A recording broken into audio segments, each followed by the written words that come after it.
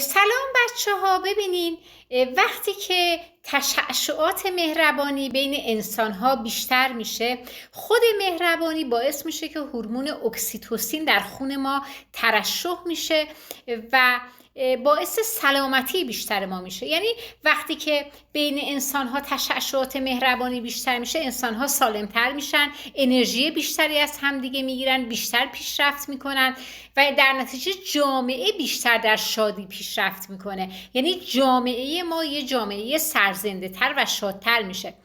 سعی کنیم تکثیر مهربانی کنیم، یعنی هر چی که میتونیم بیشتر با هم مهربون باشیم، به هم خوبی کنیم که اون تو اکسیتوسین که میگم تو خونمون بیشتر بشه، سرحالتر بشیم، عمر طولانی تری داشته باشیم و باعث میشه میگم جامعه ما در شادی رشد کنه. این خیلی مهمه، یعنی تک تک افراد شادتر و خوشحالتر میشن. پس بیاین تکثیر مهربانی کنیم، بیاین با هم مهربونتر باشیم برای سلامتی همدیگه، سلامتی خودمون و رشد جامعهمون در سرزندگی و پیشرفت جامعه.